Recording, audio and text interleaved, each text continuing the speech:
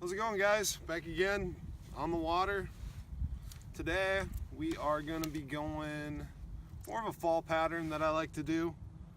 The water temps are about 53 degrees, so the fish are definitely moving up shallow, chasing bait. They like to hunker in around docks and some of the vegetation that still might be left. Today I'm going to be exclusively targeting them with a swim jig that I make myself. It's a Boss Swim Jig head. I make the skirt myself. I buy all the material, and then it's just got a Cattail trailer on it. Now, you can see the color pattern is trying to mimic a bluegill. A lot of fish, a lot of the bass up here in the north are feeding on bluegill primarily all year. So it's definitely a good color pattern for just about any time of the year. But specifically, we're just going to be going up shallow. I'm guessing 8 to 6 feet, kind of flipping at docks, casting at docks, casting on things on shore, and just kind of slow rolling it, trying to find a little bit of weed, see if we can just bounce it off the tops of those weeds without getting hung up too much, and hopefully we get a few fish.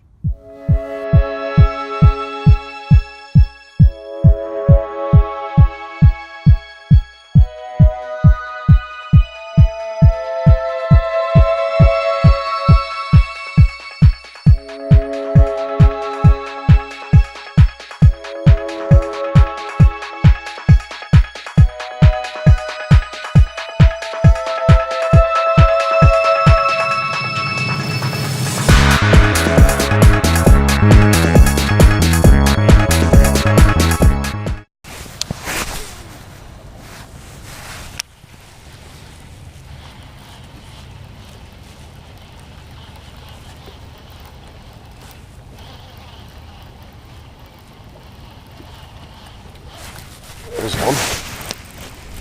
Little guy.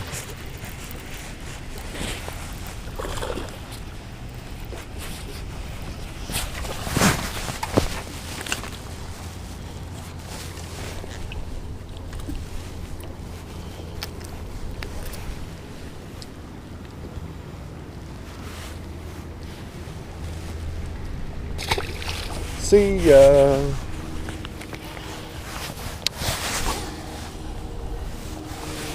So, like I said before, basically what I'm doing, sitting in about 8 feet. That's about the extent of the depth that the weeds go on this lake. So I'm just sitting on the edge, kind of casting up the edge every once in a while like this even. So I'm running right down that edge. But basically, it's 40 degrees this morning. It's cold. And the fish are starting to move up now finally, which is good. Now I'm just throwing this out there and kind of just slow rolling it back just so I'm hitting the tops of the weeds. And that's kind of key, to make a little bit of contact with the weeds. Not so much that you're getting stuck and you're having to rip it out of the weeds, you're getting hung up on weeds all the time, but like that. Just a little snag there, just kind of whip it off and keep going. And just throwing a swim jig. I mean, you can do this with a chatterbait, do it with a swim bait, spinner bait for that matter, if you really wanted to, depending on the water clarity and whatnot. I might throw a spinner bait, but yeah, we're just running shoreline, weed line, and just kind of picking them off here and there. There's one.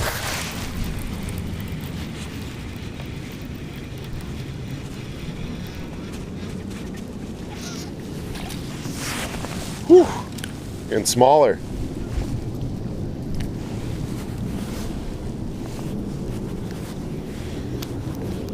Come on.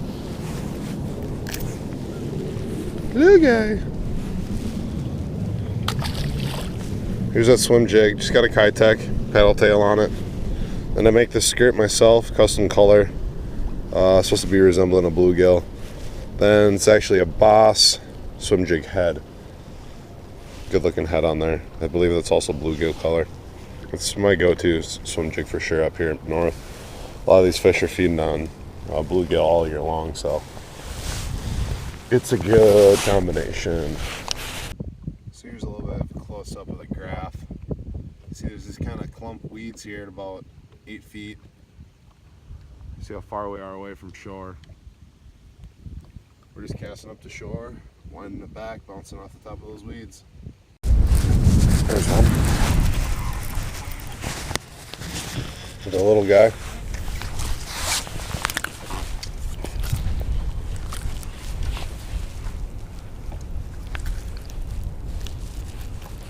Ooh, you've been caught before. A couple times.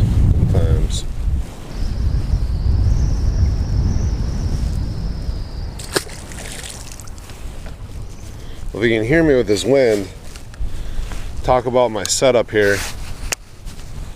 So what's really key for anything with swim baits, in my opinion, is having a good rod. This is a 7/6 medium Tatula. You can see it's got a real soft tip, but it really gets into a good backbone. You want that soft tip just to kind of absorb a little bit of the initial strike. You don't want to be ripping it right out of its mouth. You almost kind of got to give it to them a little bit. And another really big key is a high-speed reel. This is an 8-to-1. This is a Tatula CT. Doesn't need to be a Tatula CT, but the big thing is just having that high-speed gear ratio.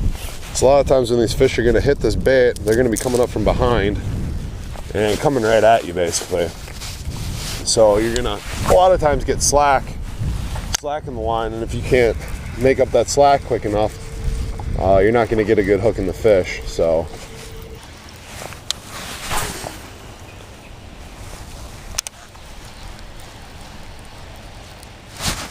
oh, come on.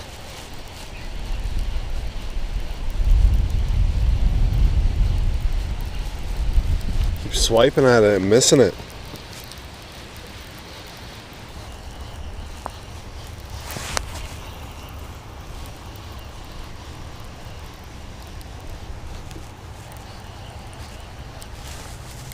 There's a nice one. That ain't that big. Right off the dock. Right off that dock.